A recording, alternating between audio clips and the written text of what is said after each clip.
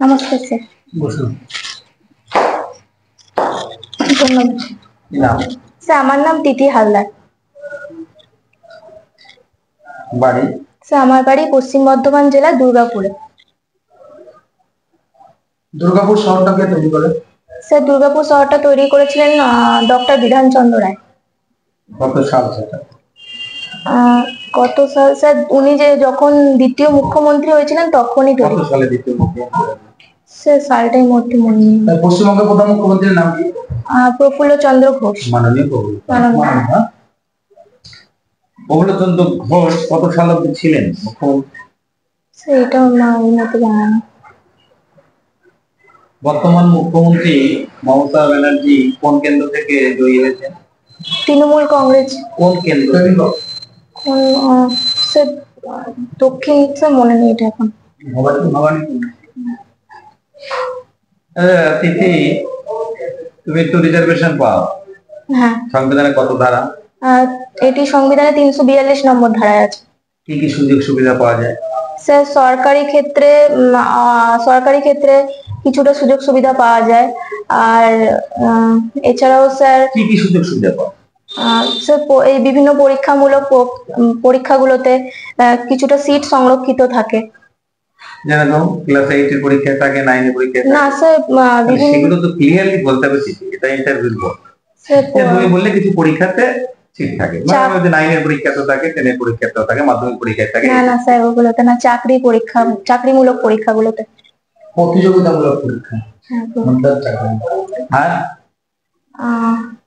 সেই মুহূর্তে আর মনে পড়ছে না স্যার। বিভিন্ন প্রকল্প চালু হয়েছে এসসিদের জন্য। স্বামী বিবেকানন্দ প্রকল্প একটা আছে, যেখানে এসসি ক্যাটাগরি ছাত্রদের যারা হোস্টেলে থাকে তাদের 1200 টাকা করে দেওয়া হয়। কেন জেনারেলটা পায় না? না স্যার, ওটা জেনারেলরাও পায়, কিন্তু এসসিদের জন্য 1200 টাকা করে এক্সট্রা দেওয়া হয়, যারা এসসি আছে তাদের। সেইটা আছে। আর এই মুহূর্তে মনে পড়ছে না। কি কি সাবজেক্ট ছিল? স্যার, কিসের? গ্রাজুয়েশনে সংস্কৃত অনার্স, আর সাইডে ছিল ইভিএস আর হিস্ট্রি। দুটো গ্রিন হাউস গ্যাসের নাম বলো। দুটো গ্রিন হাউস গ্যাস হচ্ছে, একটা কার্বন মনোক্সাইড একটা হবে, আর কার্বন মনোক্সাইডের সংকেত হচ্ছে কার্বন। মনে পড়ছে না এটা এখন। আরেকটি গ্রিন হাউস গ্যাস, আর একটা হচ্ছে মিথেন হবে, কার্বন ডাই অক্সাইড হবে। মিথেনের সংকেত হচ্ছে CH4।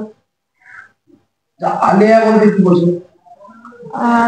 সে মিথেনে সেই জলাভূমির উপর মিথেনের বাষ্পীয় রূপটাকে আলেয়া বলে, যেটা রাতের অন্ধকারে দেখা যায়। রাতের অন্ধকারে দুধ করে জ্বলে ওঠে। হ্যাঁ, দুধ যায় কেন জ্বলে ওঠে? এটা তো জানা নেই কেন জ্বলে ওঠে। এটা পড়েছিলে? আচ্ছা তিথি, তোমার টেটে কত নম্বর আছে? 99। 99 এসসি? হ্যাঁ। তাহলে তো মোটামুটি বেশ খারাপ নেই, আরেকটু হলে ভালো হতো। যাই হোক, তিথির গ্রাজুয়েশনে কি ছিল? ইভিএস ছিল, এসএসসি ছিল?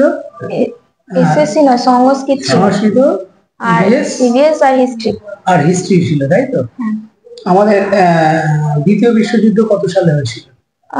স্যার, দ্বিতীয় বিশ্বযুদ্ধ হয়েছিল 1914 সালে। 1914 সালে প্রথম বিশ্বযুদ্ধ 19, তাহলে দ্বিতীয়টা হয়েছিল 1936 সালে। তাহলে এইসব ভুল হলে একটা বিশ্বযুদ্ধের মতন ভুলে গেছি। দ্বিতীয়টা 39 সালে।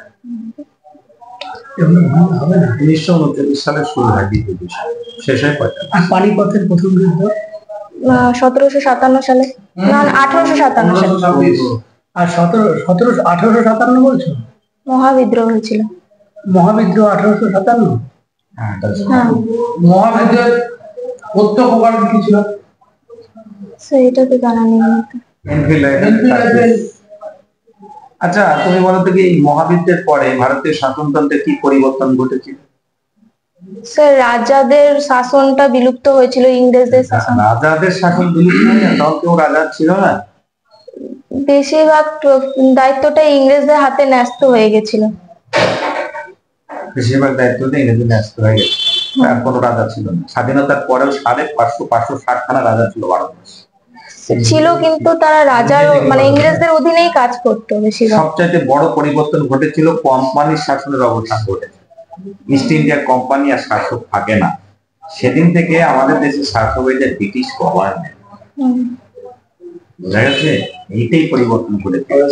তাহলে ইস্ট ইন্ডিয়া কোম্পানির শাসন কত বছর চলেছিল ভারতবর্ষে? জানি এটা 100 বছর, 1797, 98, আমাদের দেশের প্রতিবেশী দেশগুলোর নাম বলো তো। আমাদের দেশে স্যার পূর্ব দিকে আছে হচ্ছে পাকিস্তান, না পূর্ব দিকে না স্যার, পূর্ব দিকে আছে বাংলাদেশ,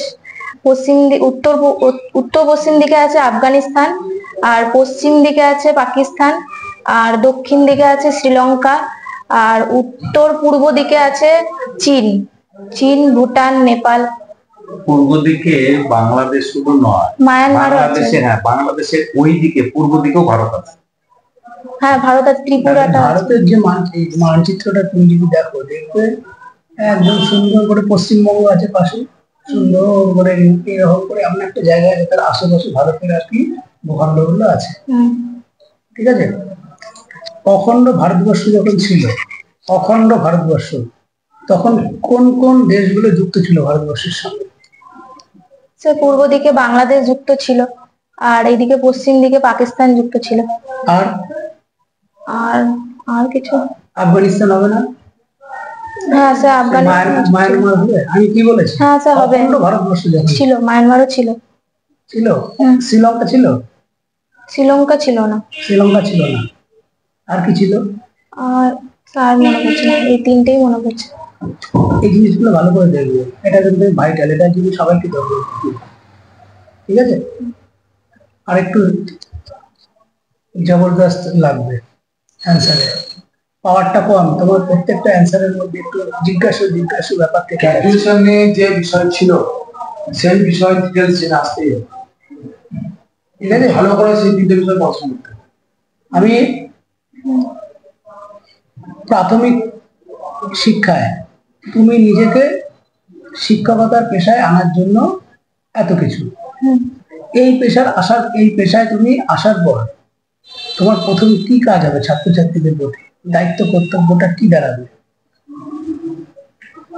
স্যার প্রাথমিকে যেগুলো মানে অসুবিধা আছে স্কুলগুলিতে, যেমন ওই ইংলিশ মিডিয়ামে পড়ার একটা ভ্রান্ত ধারণা, ওটাকে দূর করার চেষ্টা করব। আর অনেক ইংলিশ পড়াবে না তাহলে? হ্যাঁ পড়াবো। অনেকে আছে যে ভাবে যে প্রাথমিক স্কুলে ইংলিশটা ভালো পড়ানো হয় না, তাই তারা ইংলিশ মিডিয়ামে ভর্তি করে। ওই ভ্রান্ত ধারণাটা দূর করার চেষ্টা করবো, যে প্রাথমিকেও ইংলিশটা গুরুত্ব। কোন স্কুলে, প্রাথমিক স্কুলে ইংলিশটা ভালো পড়ানো হয়? আমাকে উদাহরণ দাও। স্যার সব স্কুলেই ভালো করে পড়ানো হয়, কিন্তু অভিভাবক। এটা তুমি এক্সামিনারদের খুশি করার জন্য বলছো? বাস্তবে কি তাই হয়? স্যার যদি টিচার শিক্ষক না ভালো থাকে, সেক্ষেত্রে সবাই তো এক্সাম দিয়ে আসছে, সবাই তো ভালো শিক্ষক। তুমি যে কোনো স্কুলে যাও, কোনো স্কুলে হয় না। তাহলে এটা তুমি এক্সামিনারদের খুশি করার জন্য এরকম প্রশ্নের উত্তর করলে তো হবে না। তোমার নিজের দৃষ্টিকোণ থেকে তোমার প্রশ্নের উত্তর দিতে হবে, যে তুমি শিক্ষিকা হওয়ার পর থেকে যখন তুমি প্রথম স্কুলে গেলে, তোমার স্কুল করছো, কিন্তু দায়িত্ব কর্তব্য হিসাবে তোমার প্রথম কি কাজ হবে ছাত্রছাত্রীদের? সে তাদেরকে সঠিকভাবে তাদেরকে শেখানো সব বিষয়গুলি ধীরে সুস্থে করে, যত্ন সহকারে। রেডি করে আসবে। আজকের মতন এসো, ভালো হয়নি আজকে। ধন্যবাদ স্যার।